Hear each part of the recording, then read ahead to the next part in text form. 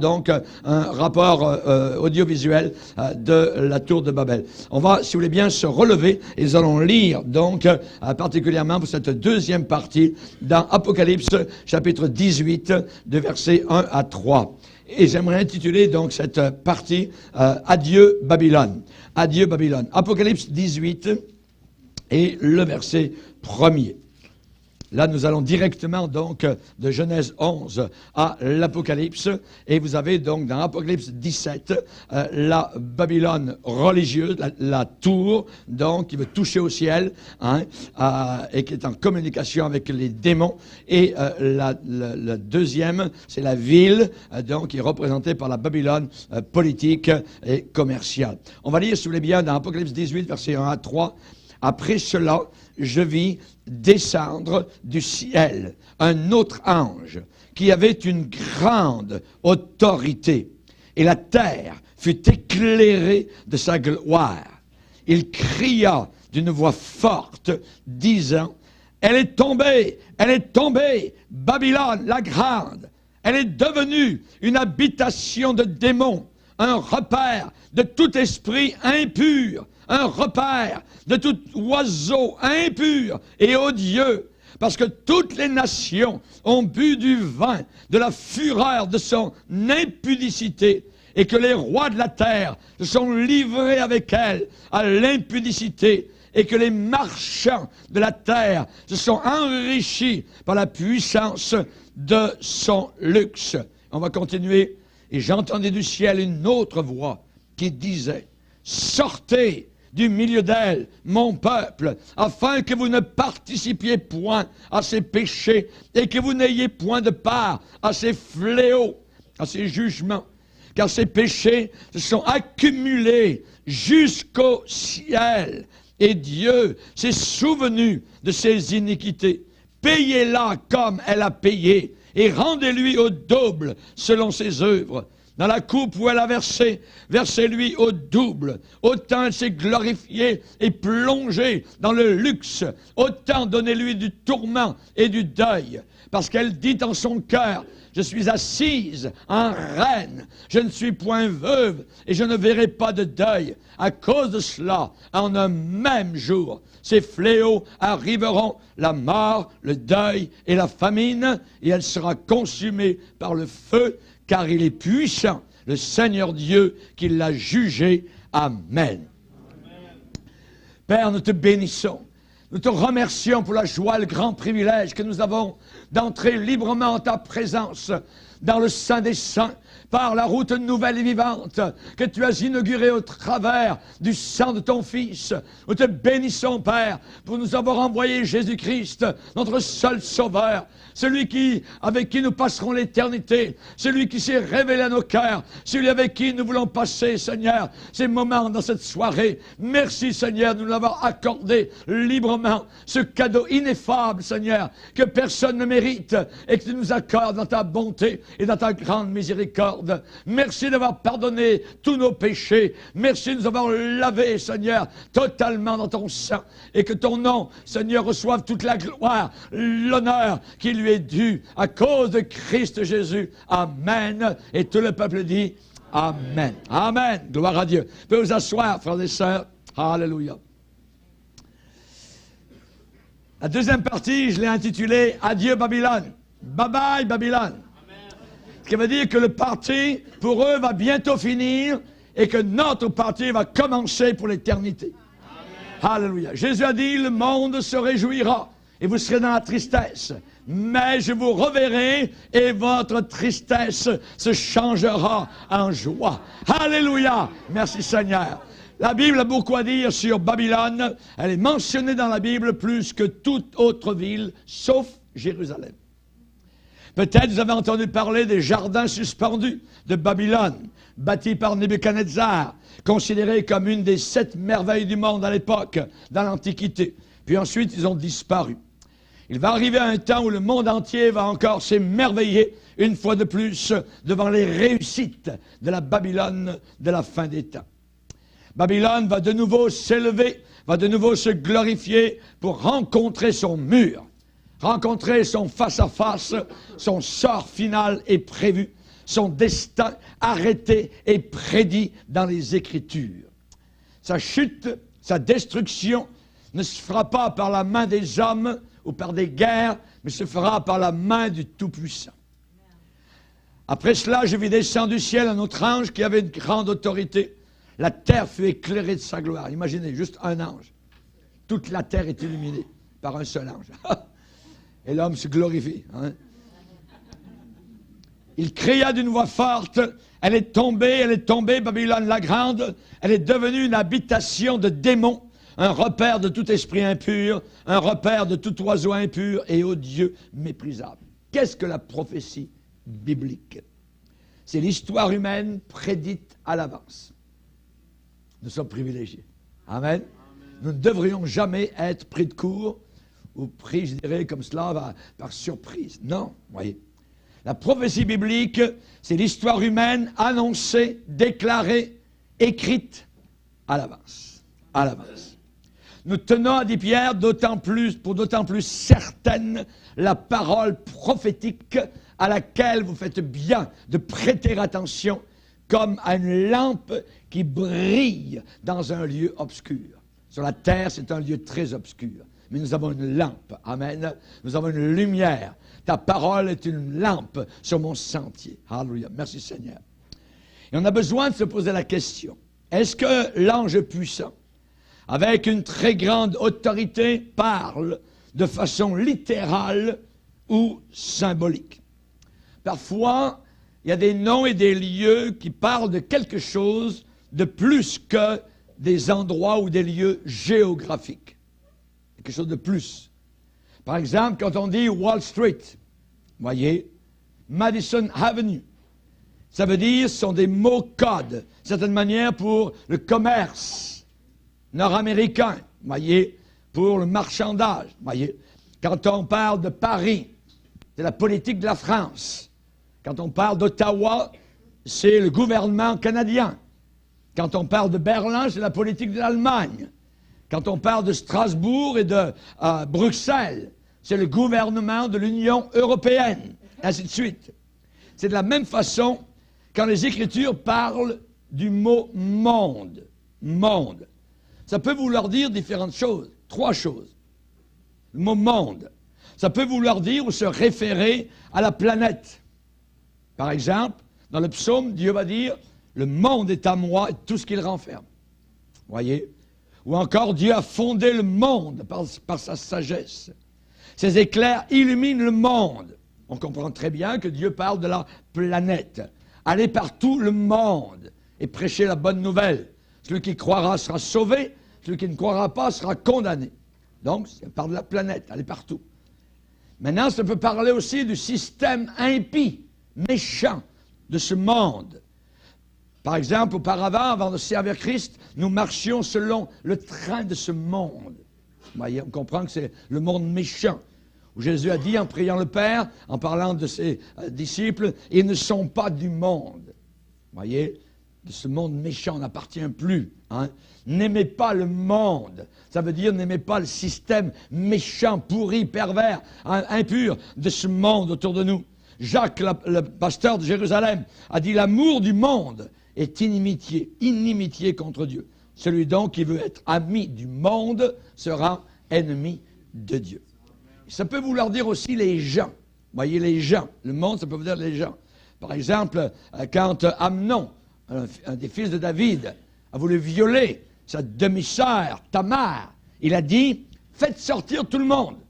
On comprend très bien que ce sont les gens. Vous voyez, Job a dit, le méchant, il est chassé du monde. Chassé donc des autres, de la population. Quand la Bible dit, car Dieu a tant aimé le monde, ouais, ça veut dire aimer les gens du monde, les terriens, ouais, les humains. Certains pensent que la vieille ville de Babylone va être reconstruite et sera les quartiers généraux de l'Antichrist en Irak. Personnellement, je ne pense pas. Par exemple, Saddam Hussein s'est imaginé, lui, à l'époque, être la réincarnation de l'ancien tyran de Babylone, Nebuchadnezzar. Et Saddam Hussein admirait beaucoup Nebuchadnezzar parce que Nebuchadnezzar avait détruit Israël. Et les islamistes aiment cela. Ils grandissent avec la haine contre Israël. Vous voyez?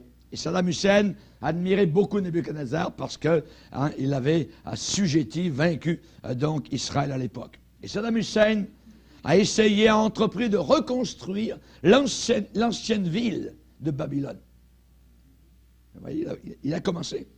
Et il a fait graver son nom sur chaque brique. Chaque brique avait le nom Saddam Hussein.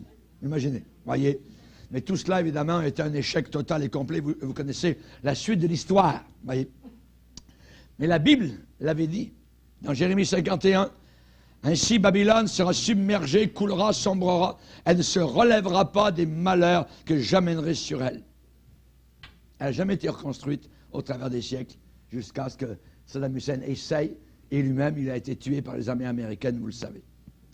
Apocalypse 17 et 18 parlent d'un mystère, Babylone la Grande. Il y a un lien mystérieux qui relie la Babylone ancienne à la fausse religion et en même temps, donc, à la politique, au commerce international de la fin des temps. Et vous savez que le commerce prend une grande part actuellement à la vie commune de tous les habitants de la Terre. Vous arrêtez le commerce, les roues du commerce s'arrêtent, tout est fini. C'est abominable. Mais ça va s'arrêter. Le croiriez-vous? Tout va s'arrêter. Voyez? Et c'est Dieu qui va arrêter tout cela. Il n'y a pas de doute, l'Antichrist, la bête, aura quelque part sur la terre une ville où seront ses quartiers généraux de la politique mondiale et de la religion mondiale. Pour la religion mondiale, ça peut être la ville de Rome. Voyez? On sait que Pierre, l'apôtre, semble parler de Rome comme étant Babylone. Il l'a dit dans 1 Pierre chapitre 5, « L'église des élus qui est à Babylone vous salue. » Rome, avec sa religion apostate, ça peut être ça. Mais le système de Babylone est bien plus grand, bien plus large qu'une seule ville. Comment devons-nous interpréter la phrase « Babylone la grande est tombée, elle est tombée, Babylone la grande ». C'est une chute, un écrasement total, voyez. Il y a d'abord la chute de la tour, la religion œcuménique mondiale va tout s'écrouler totalement. C'est la mère des impudiques, des prostituées et des abominations de la terre, Apocalypse 17. Et cette religion mondiale va finir par être dévorée, détruite, écrasée en jugement. Les 10 cornes et la bête, l'Antichrist, haïront la prostituée, la dépouilleront, la mettront à nu et la consumeront par le feu. Dans la politique, on se sert tout le temps de la religion et une fois qu'on s'en est servi pour avoir le pouvoir sur les masses, on met la religion de côté. C'est toujours, et c'est ça qui va arriver. Maintenant, la chute de la ville, c'est-à-dire le système politique mondial, commercial de la fin des temps, c'est Apocalypse 18. Dieu va juger ses rois, ses leaders, ses gouverneurs, ses premiers ministres impies, oppressifs, ses dictateurs, ses despotes totalitaires, ses potentats tyranniques. Dieu va les juger. La tour dont le sommet touche le ciel, c'est la religion. Voyez, la religion. Et évidemment, donc, ce qui anime ses activités, son essence, c'est son orgueil. Elle séduit.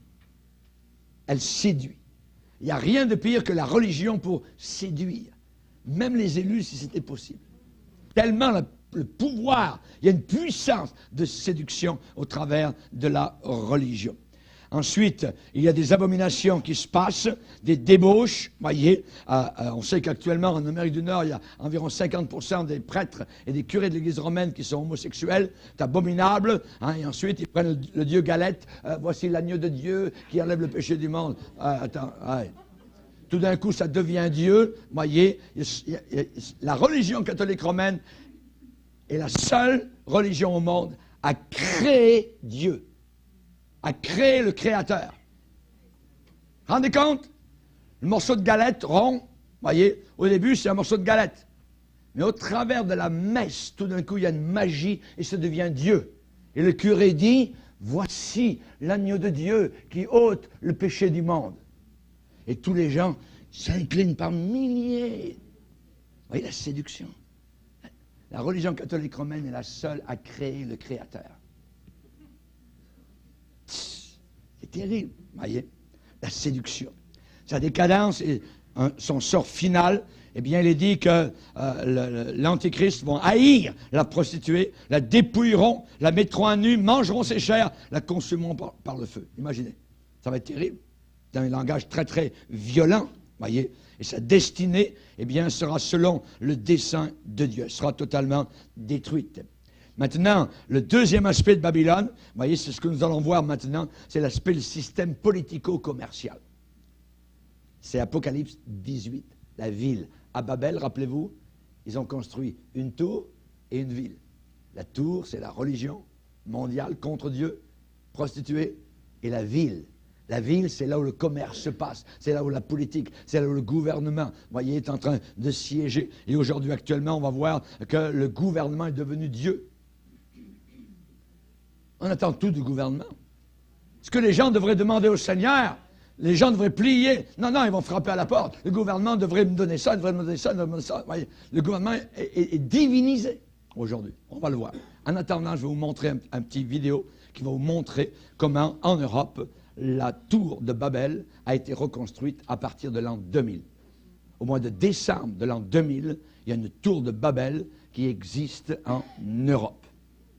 Et le gouvernement européen qui s'en vient mondial a son siège entre deux villes d'Europe. On va le voir maintenant.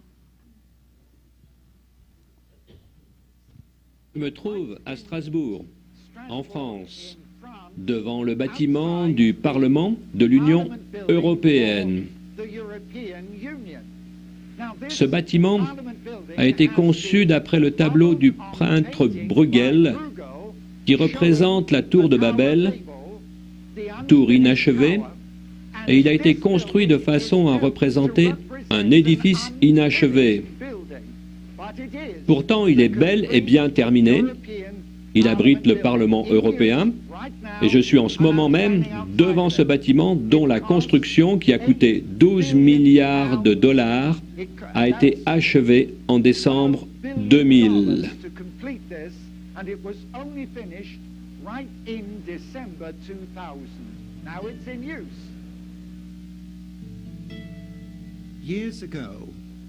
Il y a quelques années, lorsque les politiques européens voulaient faire connaître l'objectif qui soutenait la création de l'Union européenne, afin de nous convaincre d'en faire partie, ils ont lancé une publicité basée sur le tableau de la tour de Babel par le célèbre peintre Bruegel en 1563. Le bâtiment du Parlement européen a été créé d'après cette peinture. Regardons attentivement l'affiche. On remarque Babel, accompagné de ce slogan en français, plusieurs langues, une seule voix, ce qui est l'inverse du jugement de Dieu sur Babel. Notons aussi que les étoiles à 5 branches du drapeau européen ont été renversées. Pourquoi? Parce que c'est un signe occulte connu. Quand les pointes sont vers le bas, cela représente la tête du diable avec les cordes. Regardez aussi le drapeau européen avec ses 12 étoiles. Normalement, c'est pour représenter la couronne de Marie, reine du ciel. Mais dans la culture babylonienne, le titre de reine du ciel est le titre légendaire donné à la mère terrestre de Nemrod, le constructeur de Babylone. Mais qu'est-ce que Babel? Selon le récit biblique, la ville de Babylone a été construite peu après le déluge par l'un des descendants de Noé, appelé Nemrod. Les hommes se sont rassemblés afin de se donner un nom et d'accroître leur puissance, et ils ont construit une grande ville qui avait en son centre une grande tour, un temple appelé Babel. Cette tour était le symbole de leur rébellion contre Dieu. Leur intention était d'atteindre le ciel pour prouver qu'il n'y avait pas de Dieu, ou s'il y en avait un, la tour serait assez élevée pour qu'ils échappent à un second déluge, conséquence de leur péché. Dieu détruisit la tour de Babel, et la ville devint célèbre pour ses péchés et sa rébellion contre Dieu. Bien plus tard, en 586 avant Jésus-Christ, Dieu permit que même les enfants d'Abraham, les Juifs, soient emmenés en exil à Babylone à cause de leurs péchés. Pendant que nous prenions ces vues, J'ai demandé à une journaliste native de Strasbourg si elle comprenait la signification de cette tour. Effectivement, elle m'a confirmé que les membres du Parlement européen comprennent eux aussi que ce bâtiment représente la Babel de la Bible, mais que le but de l'Union européenne est de finir ce que Nemrod et tous ces gens rassemblés n'ont pas pu réussir à accomplir il y a quelques 3500 ans. Que veulent-ils finir? La tour, c'est-à-dire la puissance d'un peuple qui, en adoptant le péché comme un style de vie normal, s'unit dans sa rébellion totale et définitive contre Dieu. Il est intéressant de noter que les deux symboles principaux dont se sert l'Union européenne se trouvent en réalité tous deux dans la Bible.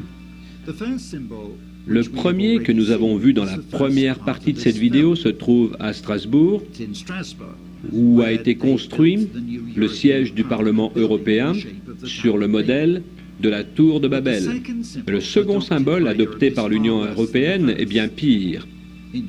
En fait, le terme employé pour le décrire ne peut être autre que pervers et même démoniaque dans sa représentation de l'abus et de la dépravation. Il représente un acte criminel contre une femme, acte qui devrait aboutir à l'emprisonnement de celui qui l'a commis. Vous êtes choqués et je vous dois une explication. J'ai trouvé trois origines ou sources de ce symbole. Mais d'abord, en quoi consiste-t-il et où se trouve-t-il? C'est la sculpture de la femme sur la bête qui est la principale attraction devant le bâtiment du Conseil de l'Europe à Bruxelles. Son origine est facilement vérifiable. Cette sculpture représente le mythe grec du viol de l'Europe. C'est de ce mythe et de cette femme que le continent européen tire son nom. Cependant, nous trouvons aussi la même image de la femme chevauchant la bête dans la Bible, dans l'Apocalypse, au chapitre 17 et au chapitre 13. La bête elle-même est révélée dans la vision de Daniel, dans l'Ancien Testament, au chapitre 7 du livre de Daniel. La première source de ce symbole, nous la découvrons dans la mythologie grecque, dans l'histoire de Zeus. Le père des dieux, ayant aperçu une très belle femme, Europe, seule sur une plage de Phénicie, remarquons en passant que cette plage fait aujourd'hui partie d'Israël, il voulut la séduire. Il se transforma en un taureau d'une blancheur étincelante avec 2 cornes, en croissant de lune, et se coucha à ses pieds. La jeune femme monta sur son dos, et il s'enfonça dans la mer où il la viola. Europe conçut un fils. Quand elle mourut, elle reçut les honneurs divins en tant que reine du ciel, tandis que le taureau se fondait dans la constellation que nous appelons le taureau et que nous voyons encore aujourd'hui.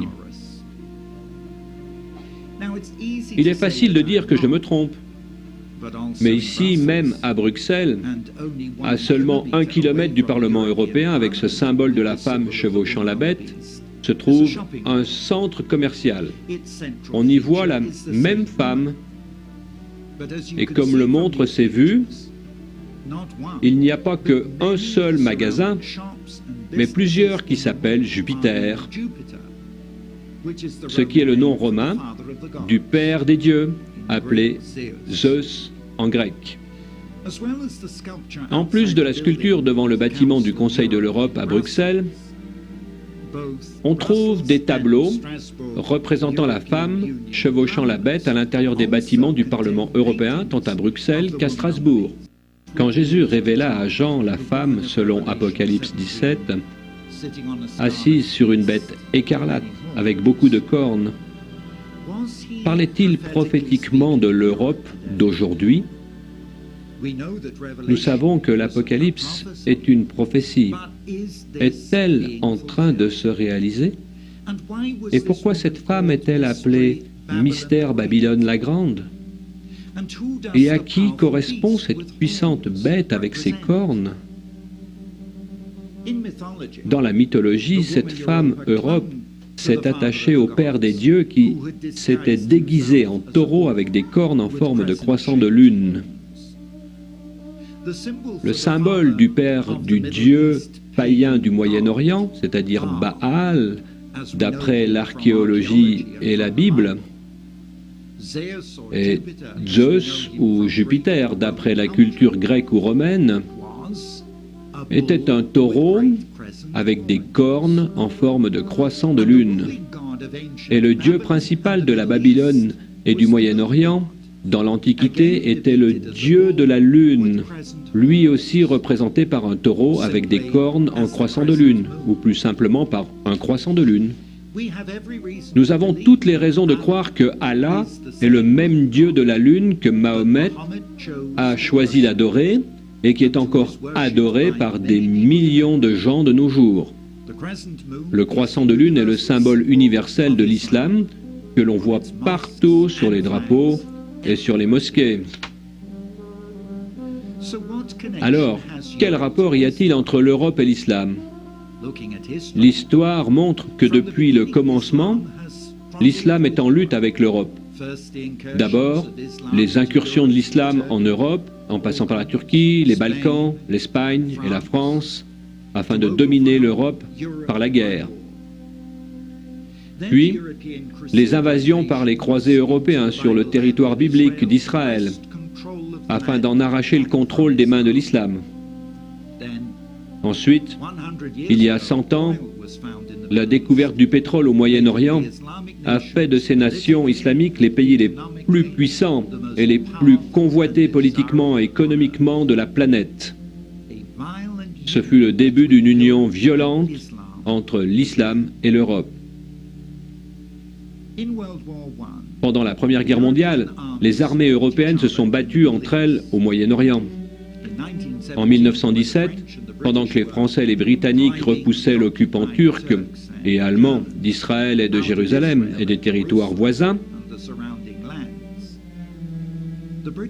le gouvernement britannique a négocié à la fois avec les Juifs et avec les Arabes afin d'obtenir le maximum de soutien, créant ainsi les origines des conflits actuels. La Grande-Bretagne a promis, premièrement aux Juifs, par l'intermédiaire de Lord Balfour, de considérer favorablement l'établissement en Palestine d'un foyer national pour les Juifs. Deuxièmement aux Arabes, par l'intermédiaire du commissaire britannique en Égypte, de reconnaître et de soutenir l'indépendance des Arabes par rapport aux Turcs. Cette union violente entre l'Europe et les nations islamiques, qui a commencé à la Première Guerre mondiale, a pris une autre tournure à la Seconde Guerre mondiale. Le 30 novembre 1941, le grand mufti musulman de Jérusalem a rencontré Hitler pour passer un accord. Les Arabes musulmans apporteraient leur soutien à la guerre hitlérienne à condition qu'après avoir éradiqué les Juifs en Europe, Hitler éradiquerait le foyer national juif en Palestine. Arafat, avec qui l'Europe traitait aujourd'hui, est le petit-neveu de ce grand mufti qui a passé cet accord avec Hitler.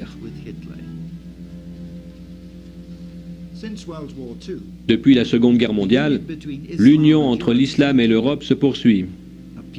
Une invasion pacifique de l'Europe est en cours. On accueille travailleurs immigrants et réfugiés. L'Allemagne compte 3 millions de Turcs musulmans. La France a 5 millions de musulmans nord-africains. Le Royaume-Uni compte plus de 2 millions de musulmans en provenance de ses anciennes colonies et d'ailleurs. En Grande-Bretagne actuellement, l'islam est la deuxième religion et celle qui grandit le plus rapidement. En Europe, l'islam s'est propagé grandement. Il a été accueilli en toute liberté. Des terrains ont été accordés gratuitement pour des mosquées et des écoles. Tandis que dans les pays islamiques, la culture européenne est réprimée et que l'exercice de la foi chrétienne y est interdit par la loi, nos pays européens ont peur d'offenser l'islam. Nos responsables chrétiens européens font des avances aimantes dans la pluralité de la foi envers le dieu babylonien de la lune, Allah, et le reconnaissent comme une révélation autre mais égale du Dieu de la Bible. L'Europe, l'Islam et Israël, l'Union européenne, continuant la tradition d'Hitler, fait partie de ceux qui apportent le plus grand soutien politique et financier à la Palestine d'Arafat contre les Juifs. L'Europe, mois après mois, finance les organisations terroristes d'Arafat à hauteur de dizaines de millions de dollars, pris sur les impôts des Européens. L'Europe serait-elle cette femme sur le point de se faire violer par le taureau, l'islam, qu'elle chevauche?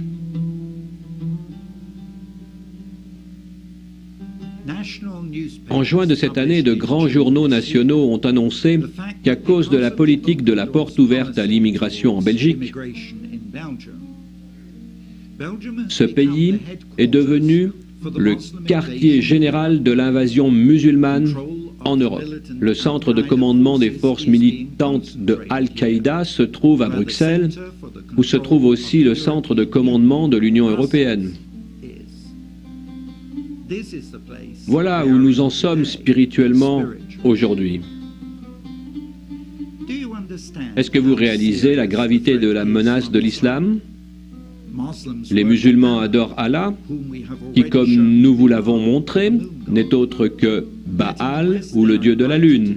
Pourtant, dans les pays occidentaux, ils sont invités à prendre part à des cultes interreligions. Dans les pays occidentaux, on parle des 3 religions du livre.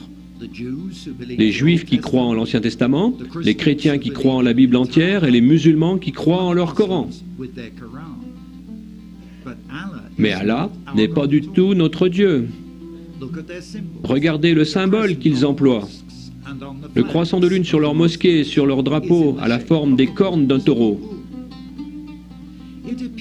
Il semble bien qu'ils adorent Baal, un taureau, le diable lui-même. Et quand on fait la comparaison avec les symboles en Apocalypse, chapitres 13 et 17, le viol de l'Europe par la bête, c'est encore à cause de ces cornes que la bête prend de l'importance. Ce que nous disons n'est pas, je dirais, des choses du passé. C'est très réel, ça se passe autour de nous, ça se passe dans le monde, ça se passe en Union européenne. On voit donc que la parole de Dieu est une parole, je dirais, qui est d'aplomb, qui tient la route, qui évidemment est d'actualité. Les nouvelles, je dirais, qui vont être imprimées dans les journaux, dans les années à venir, sont déjà dans la parole de Dieu. Nous avons déjà les résultats, nous savons ce qui s'en vient et nous bénissons le Seigneur. Évidemment, avec le temps qui passe, nous avons plus d'indices, je dirais, géographiques, avec l'Europe, avec l'islam, avec toutes ces choses qui sont en train de se passer, ces unions religieuses, la tour de Babel, la ville, qui nous donne vraiment donc les grands principes de base de ce qui se passe.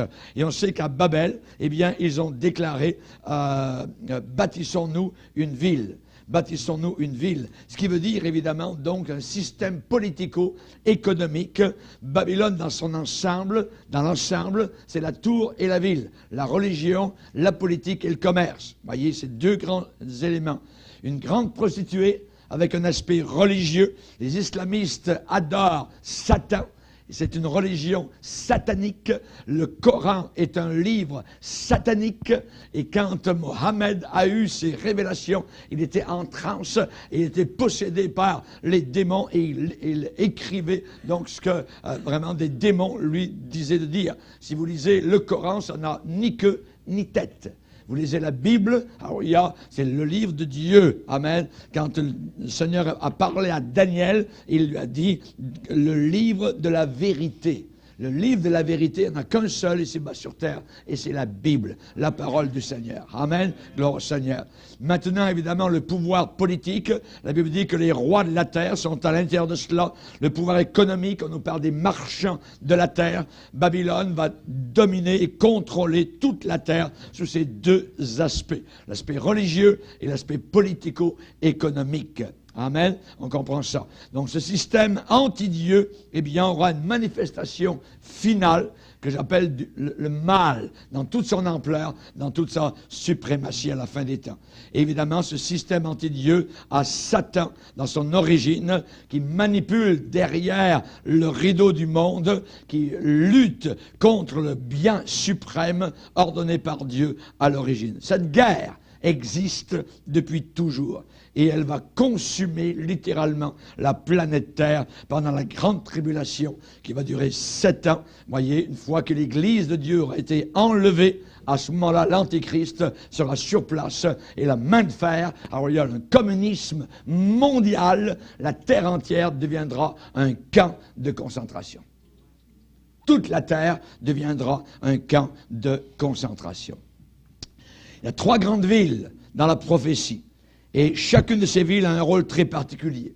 Jérusalem, qui est le siège de Dieu. Et on sait que durant le millénium, c'est de là que Christ va régner, en personne. Voyez. Ensuite, il y a Babylone, la deuxième ville, qui est le siège de Satan. Et il y a Rome, qui est le siège de la grande prostituée. Maintenant, évidemment, on sait que Babel a été construite dans les plaines de Shinéar, sur l'Euphrate, vers l'Irak, dans ce royaume du rebelle Nimrod, qui était un puissant roi. Et évidemment, donc, le futur site de Babylone, évidemment, qui devint plus tard un empire très glorieux, eh bien, est devenu donc directement Babylone. Nimrod régna d'abord sur Babel, on le dit, Érec, Akkad, Calné, au pays de Shinéar.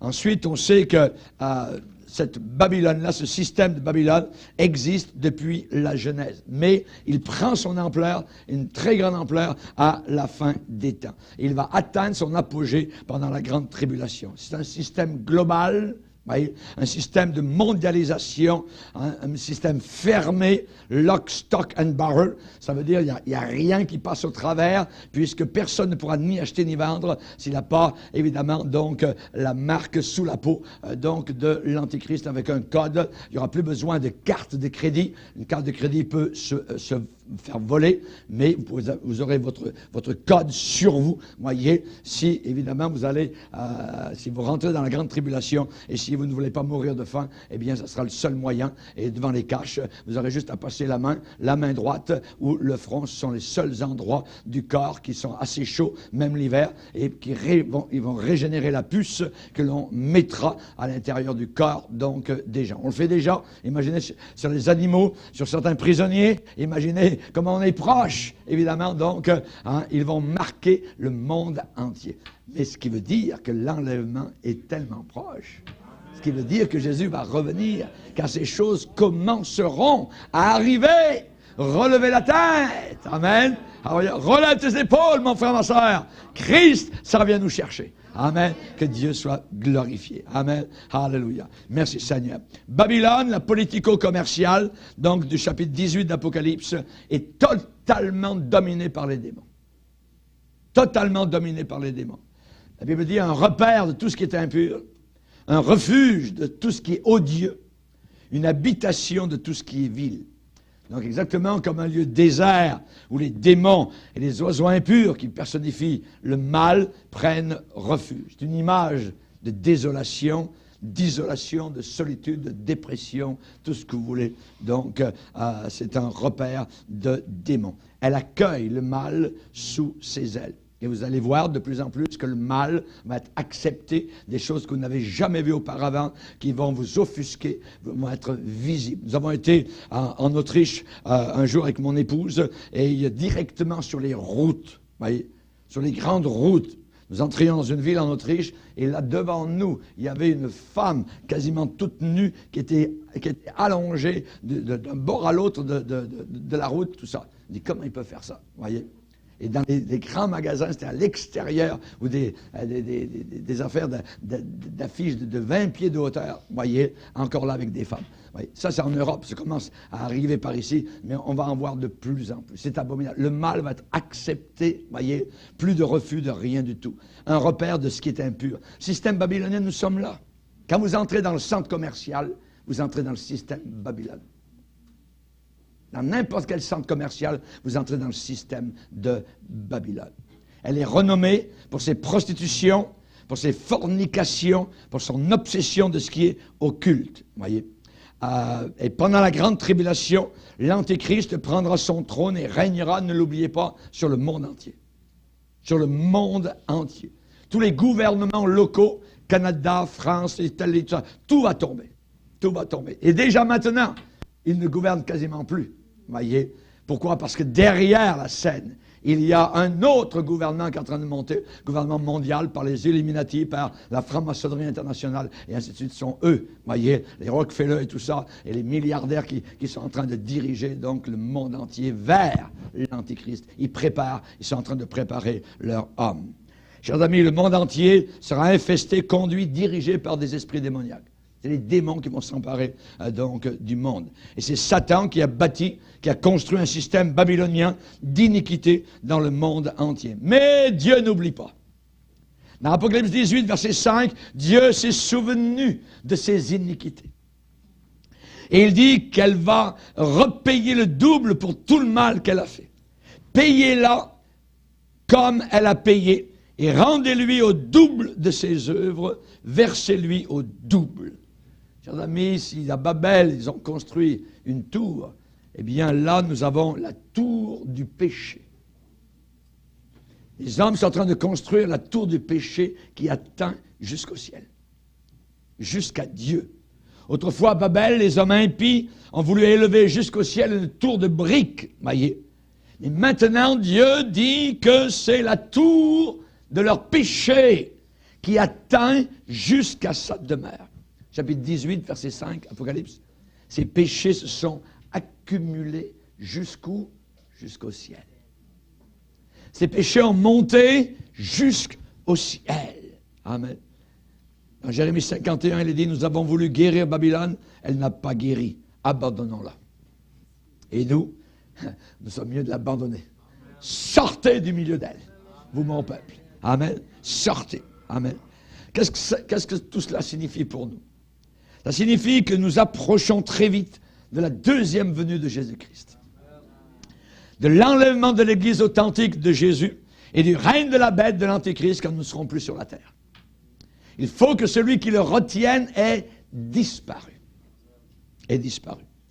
On peut s'attendre à voir s'élever bien haut une immense vague de péchés, de débauches, de choses diaboliques, de choses machiavéliques, de ruses démoniaques, de sectes lucifériennes, de séduction, de mensonges, d'hypocrisie, d'occultisme. Sans l'ombre d'un doute, le système babylonien est dans le monde, bien implanté, bien enraciné aujourd'hui. La Babylone politico-commerciale est hautaine, elle est dépravée, elle est provocante. Allez dans les grands centres commerciaux, vous allez voir. Vous allez le voir. Vous êtes obligé de détourner vos yeux. Vous êtes à Babylone. Daniel, le prophète de Dieu, quand il est arrivé à Babylone, il a refusé de se souiller. Il a refusé de se salir. Ouais. Et Dieu l'a béni. On peut vivre pour Christ même à Babylone, avec la puissance du Saint-Esprit. Je crois que le Seigneur peut donner à ses enfants une puissance, un baptême, une immersion dans l'Esprit de Dieu qui nous gardera tellement remplis de l'Esprit que tout cela n'est que de la poubelle et nous n'en voudrons pas. Alléluia. Vous vous rappelez Saddam Hussein? Comment qu'il était provoquant, arrogant, intraitable, son air de défi? Arrêtez-moi si vous le pouvez. Voyez, aujourd'hui, comment a fini son histoire, vous le savez. Imaginez jusqu'à quel point un homme peut arriver, ce qu'un homme peut devenir. Rappelez-vous Hitler, rappelez-vous Napoléon, Castro, Chavez, Pinochet, Amin Dada en Ouganda, Duvalier, tous ces dictateurs du monde, remplis de l'esprit diabolique. Tout cela est une image très faible de l'arrogance de la bête qui va monter sur scène, qui va régner sur le monde entier, sur la ville babylonienne, la terre entière. Pourquoi sera-t-il autant arrogant dans ce temps-là? La Bible parle qu'il aura une bouche qui parlera avec arrogance. Il prononcera des paroles contre le Très-Haut.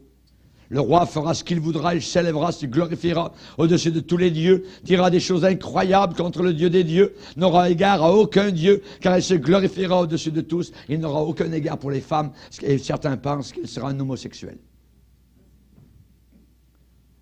Babylone possède son propre système de gouvernement. La bête ne voudra pas avoir de compétiteurs, de compétition, de concurrence, de rival.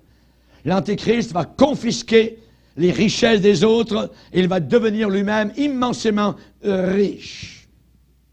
Dernièrement, vous avez vu en Tunisie, le président dictateur Tunisie est parti avec 1 tonne d'or avec lui, derrière lui. Qu'il les garde. Que servirait-il à un homme de gagner le monde entier s'il perd son âme? Tout le luxe, les objets de luxe, de richesse connus de l'homme, va devenir la propriété de Babylone. Ce qui veut dire fini la propriété privée. Votre voiture appartiendra au gouvernement de l'Antéchrist. Votre maison ne sera plus à vous, votre terrain. C'est terminé, ça sera terminé. Ouais. C'est ce qui s'en vient. Les corporations et les entreprises globales, mondiales, auront leur QG dans le système d'ordinateur de l'Antichrist. La bête va régner sur tout ce système politico-commercial.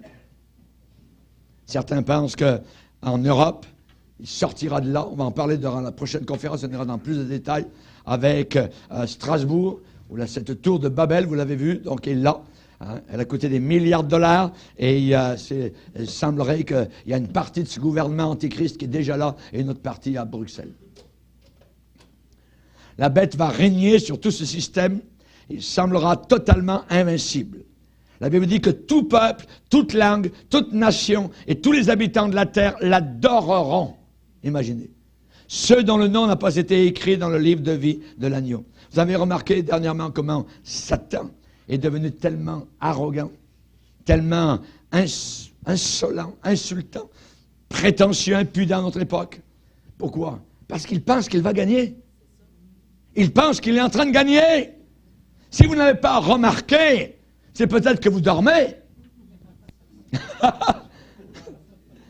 Les péchés qui dans le passé, voyez, c'est glissé ou arrivé généralement par les cours arrière ou dans les rues arrière, voyez, maintenant sont paradés directement sur l'avenue principale.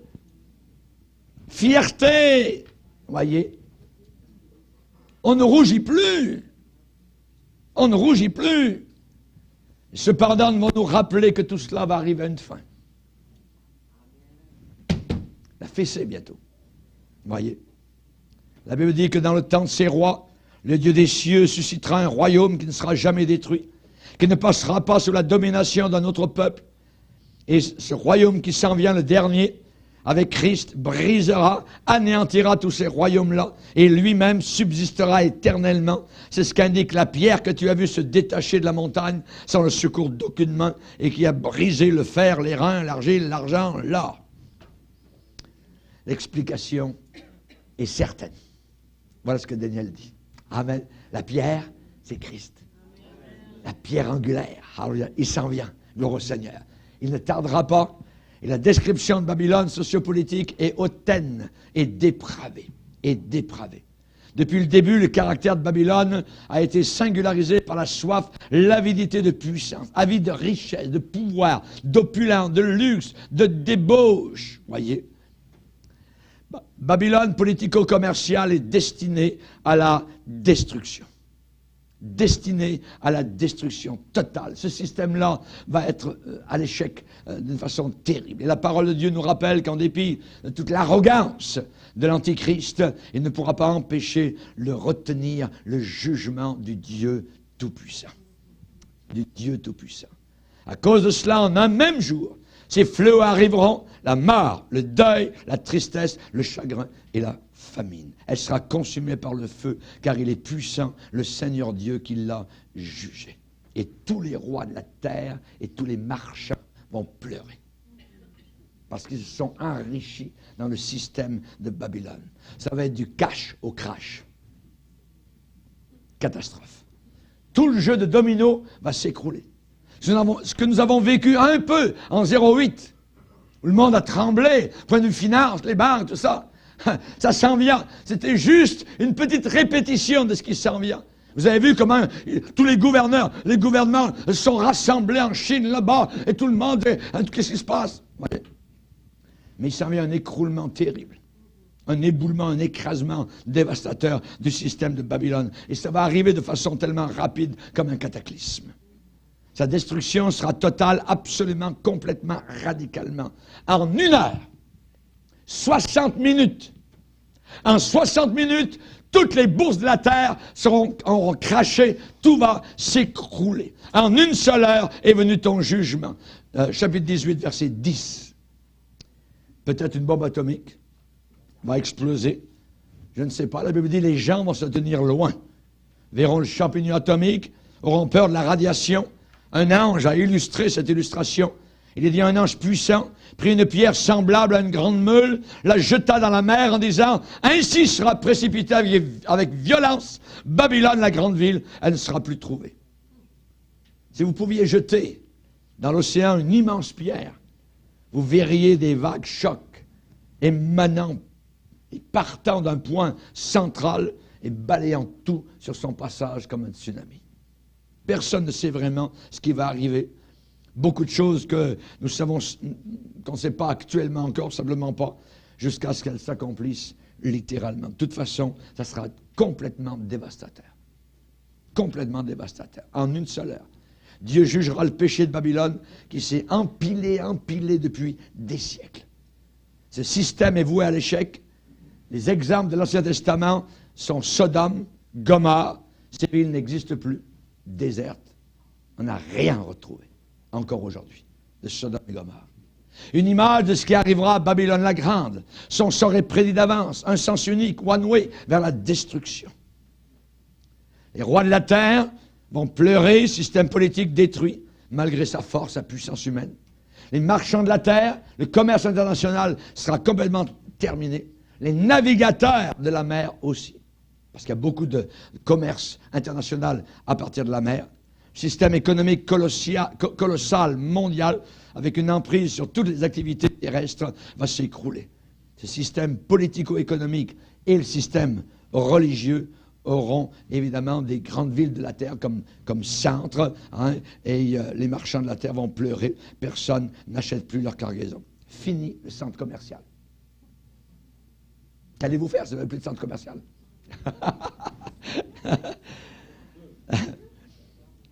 Je crois évidemment qu'on en a besoin pour faire nos achats, hein, mais c'est un système babylonien. Tout le monde va être concerné par ces deux systèmes, va pleurer, se lamenter et crier. Et on voit très bien que la puissance de Babylone va être détruite. Ils verront la fumée de son embrasement. C'est une catastrophe globale mondiale qui s'en vient. Le monde entier sera paralysé d'épouvante. Les marchands de ces choses, qui sont enrichis par elle, se tiendront éloignés dans la crainte de son tourment, pleureront et seront dans le deuil. Elle est tombée, Babylone la Grande. Elle est tombée, Babylone la Grande. Déclaration incroyable. Si on l'a trouvé une seule fois dans la Bible, on dirait, bon, ça va, mais c'est un thème qui revient, qui est dans Ésaïe, qui est dans Jérémie, qui est dans l'Apocalypse, à différents endroits. Oui. Jean l'apôtre en parle. Elle sera détruite d'un coup, une frappe dévastatrice. Une expression de justice. Le facteur qui va être frappant, ça sera la soudaineté de la chose. En 1 heure. La soudaineté de la chose. Brusquement. Ça va être foudroyant, rapide, immédiat, instantané, imprévu. Subitement. Subitement. Voyez. La Babylone politico-commerciale va déprimer devant sa propre désolation et destruction. Malheur, malheur, ils diront malheur, malheur, ils pleureront, seront dans le deuil, tout ça. Surprise inattendue. La vitesse imprévue de la destruction d'un si grand empire mondial. D'autres y ont vu un immense tremblement de terre. D'autres y ont vu un immense tremblement de terre, tel qu'il n'en a jamais eu depuis que l'homme est sur la terre. Peut-être la 7e coupe, on ne sait pas. Mais il y aura des morts, deuil, famine qui vont suivre tout cela. On lui rendra au double. On récolte ce qu'on sème. Et la récolte est toujours bien plus grande que ce que l'on a semé. Pour éviter un tel sort, que faut-il faire? Il faut sortir d'elle. Il faut se séparer de ce système-là. Amen. Le Seigneur dit, sortez du milieu d'eux. Séparez-vous, dit le Seigneur. Ne touchez pas à ce qui est impur, et je vous accueillerai. Voyez. Et devant une telle désolation, il va y avoir une dépression terrible tout autour de la planète Terre. Elle existait, disparue, anéantie. La Bible dit qu'elle ne sera plus trouvée. Comme une grande meule qui est jetée au fond de la mer, disparue dans la noirceur, au fond des flots, dans la profondeur de l'océan. Tout le système n'existera plus. Une image tragique, dramatique de la chute et de la disparition de ce système. Les villes majestueuses et tout cela, vous voyez, ça sera le triomphe final, total du bien sur le mal, selon le décret arrêté de Dieu. Et cela arrive avec vitesse, avec violence, comme l'éclair. N'oubliez pas, c'est le sang des saints qui retombe sur ce système. C'est le sang des prophètes, c'est le sang des martyrs, voyez. Et 3 raisons pour ce jugement. Parce que tes marchands étaient les grands de la terre. 2, parce que toutes les nations ont été séduites par tes magies, tes enchantements, on parle d'occultisme, de choses diaboliques. Et 3, parce qu'on a trouvé chez elles le sang des prophètes, des saints et de tous ceux qui ont été égorgés sur la terre. Oui. Chers amis, que ce soit des réseaux de câbles qui amènent la pornographie dans des soi-disant amusements familiaux, divertissements, que ce soit des politiciens qui font la promotion de loteries approuvées par le gouvernement, ils le font pour une simple raison, autant les uns que les autres, l'argent. L'argent. L'argent. Vous voyez? L'argent. Il y a des compagnies aujourd'hui qui flattent les faiblesses de l'humanité pour des nourritures engraissantes, pour des gambling, pour les casinos, pour les loteries, les jeux de hasard, les boissons fortes, l'alcool, les sociétés d'alcool, les passions charnelles. On veut maintenant légaliser la drogue, ainsi de suite, approuver la conduite des vauriens, vous voyez. Et les câbles, les compagnies de câbles de télévision gagnent des millions de dollars en faisant payer pour des films pornographiques. Tout ce qu'ils sont en train de dire, si tu veux devenir riche, alors investis dans l'industrie du péché. Investis dans Babylone. Oui. Ils se fichent totalement des familles qui dépensent leur argent sur les tickets de loterie. Tout ce qu'ils disent, montrez-nous simplement votre argent. Les gamblers sont assis dans leur magnifique demeure avec un gain malhonnête. Les médecins ratellent des millions de dollars en tuant un nombre incalculable de personnes humaines, de bébés innocents. Les barons de l'alcool, les barons de la drogue grimpent sur l'échelle du succès, sur le dos de foyers totalement brisés. Vous entendez aux nouvelles, vous entendez des choses inimaginables, parfois qui nous empêchent de dormir la nuit. C'est terrible ce qu'on est en train de voir. C'est le début. C'est le début. L'amour de l'argent est une racine de tous les maux. Chers amis, les dirigeants de ce monde vont pleurer. Dieu a dit dans Ésaïe 13, je punirai le monde pour sa malice, les méchants pour leurs iniquités. Je ferai cesser l'orgueil des hautains, j'abattrai l'arrogance. Chers amis, toutes leurs ressources, toutes leurs richesses, leurs biens matériels ne pourront jamais tenir devant le jugement du Dieu Tout-Puissant à qui ils devront rendre compte. Chers amis, j'aimerais vous dire que la Bible va plus loin, que la grande dépression qui a eu lieu déjà dans les années 20, les grands-parents parlent de cela, voyez comment ça avait été terrible. Cette grande dépression des années 20, eh bien, va ressembler par rapport à cela à un pique-nique d'école du dimanche. Ce qui s'en vient, c'est inimaginable, voyez. Dans ce passage d'Apocalypse 18, les cloches de la mort sont en train de sonner. C'est une procession mortuaire. C'est les funérailles. Il n'y aura plus, il n'y aura plus, il n'y aura plus. Voyez, Babylone ne sera plus trouvée. On n'entendra plus chez elle les joueurs de harpe, les musiciens, les joueurs de flûte, les joueurs de trompette. Plus de musique sur toute la terre. Aucune musique. Les parties rave terminées. Le rock terminé. Voyez, on n'entendra plus. Voyez, aucune musique. On ne trouvera plus chez toi aucun artisan d'un métier quelconque.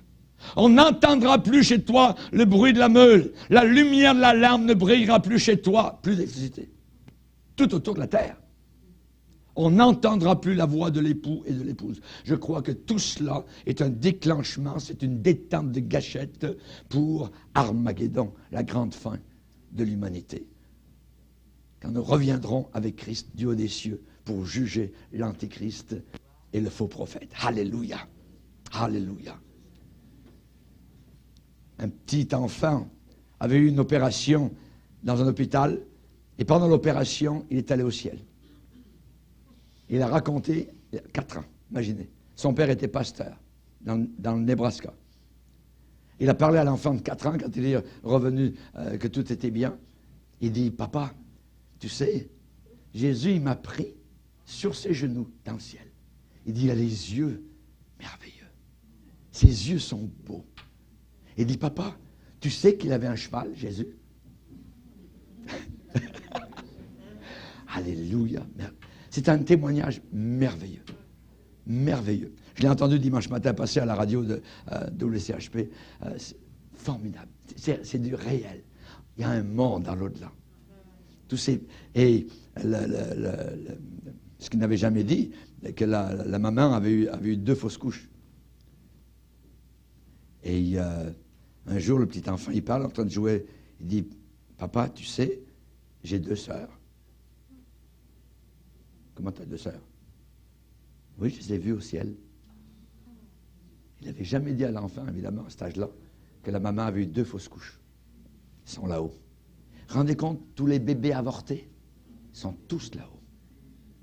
Tous là-haut, dans la présence du Sauveur. Il dit, j'ai fait beaucoup d'amis, papa, là-haut. Je voudrais y retourner. Quelque chose de merveilleux. Quand on a 4 ans, imaginez, c'est formidable. Amen. Jésus revient avec un cheval blanc. Amen. Et nous reviendrons aussi sur des chevaux. Amen. On va apprendre tout de suite. Vous avez jamais fait de l'équitation, c'est pas grave. Alléluia. Merci Seigneur. Alléluia. Que Dieu soit béni. Vous vous rendez compte, plus aucun bruit quand Babylone va être jugée. Plus aucun bruit, plus de lumière. Il y aura un silence absolu. Normalement, il y a plein de bruit, vous voyez. Maintenant, il n'y aura plus de musique, plus de métier, plus de travail quotidien. Vous voyez, le marteau, le couteau, les travaux de machinerie qui fonctionnent. Plus rien. La mort, muette, régnera sur la vie sociale et industrielle de la fin des temps, juste avant Armageddon. Ça sera très, très morne de vivre sur la terre. Moi, je veux m'en aller. Et vous? Je vais aller avec Jésus. Alléluia. Gloire au Seigneur. Et vous savez ce que la Bible dit? Réjouissez-vous sur elle. Soyez pas tristes, car la Babylone va tomber. Soyez dans la joie. Alléluia, ciel, réjouis-toi sur elle. Et vous les saints, les apôtres, les prophètes, réjouissez-vous aussi, car Dieu vous a fait justice en la jugeant. Ce monde s'en va vers un jugement inimaginable. Amen. Nous sommes sur le côté gagnant, nous sommes sur le côté vainqueur. Ne laissez jamais le diable vous faire croire le contraire. Amen. Ceux qui sont dans le ciel verront le juste jugement de Dieu sur le péché, sur l'iniquité, sur l'injustice, sur l'impureté, sur le système de Satan. Et finalement, et enfin, alléluia! Lisez avec moi dans Apocalypse 18. Amen. Lisez avec moi, on va se lever ensemble. Alléluia.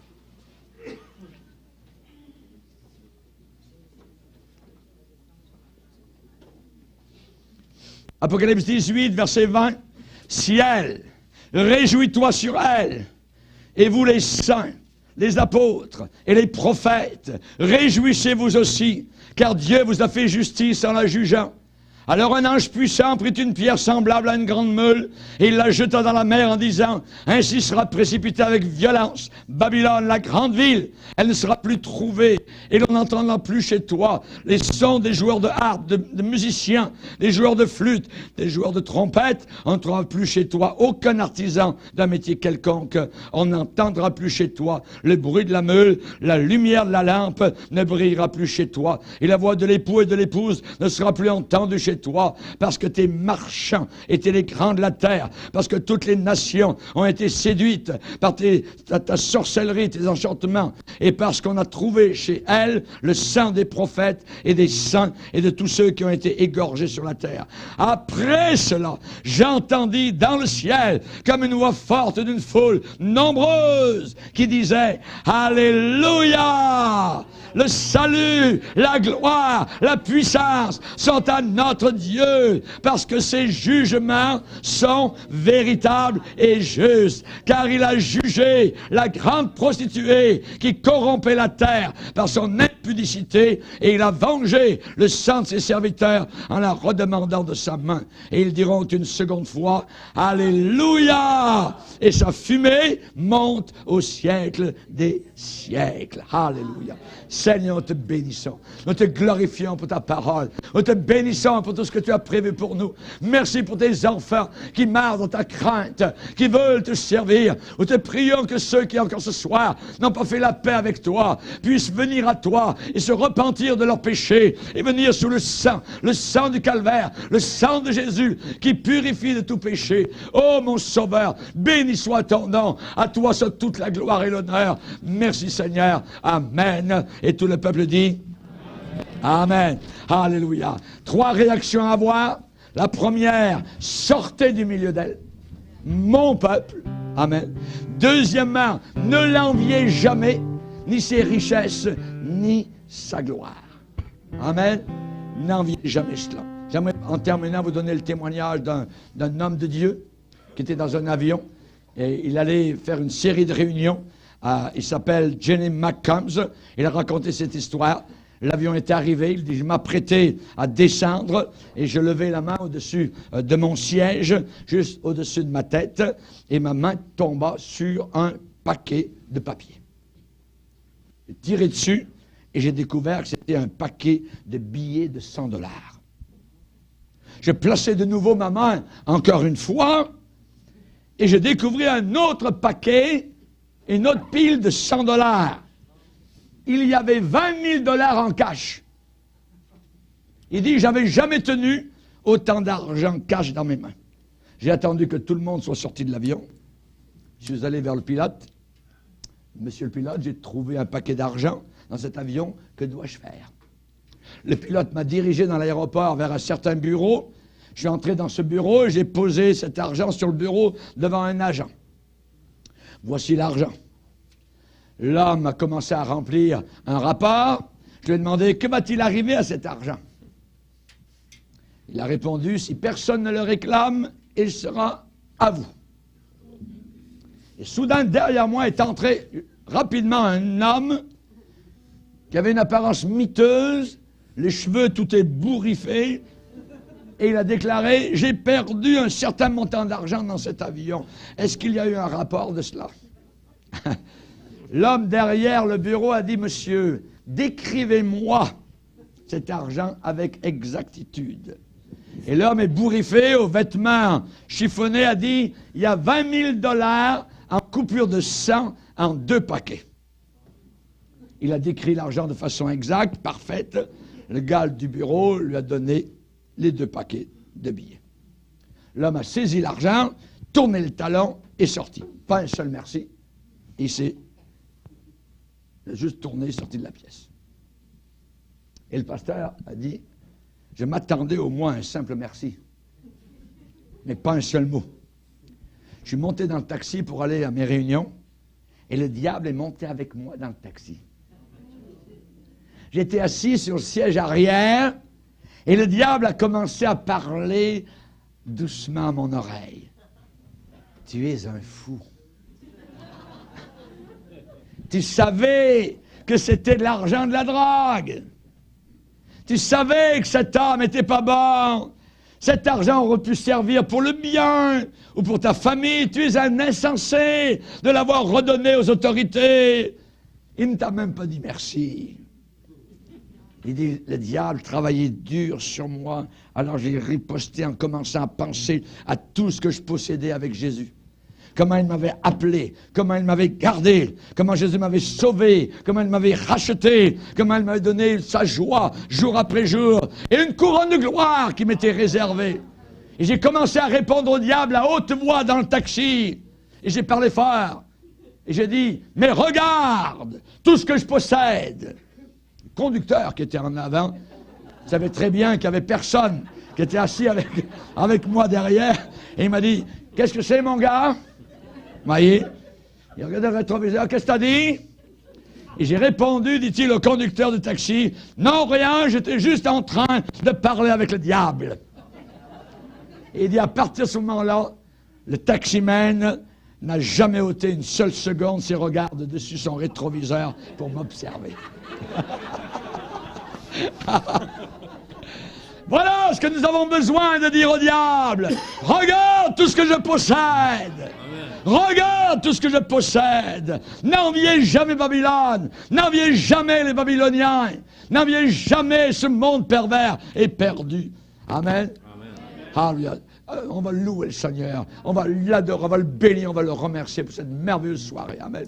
Alléluia. Donnons-lui nos cœurs, nos esprits. Il s'est donné à la croix du calvaire. Nous devons nous aussi nous donner entièrement à lui. Amen. Adorons-le quelques instants.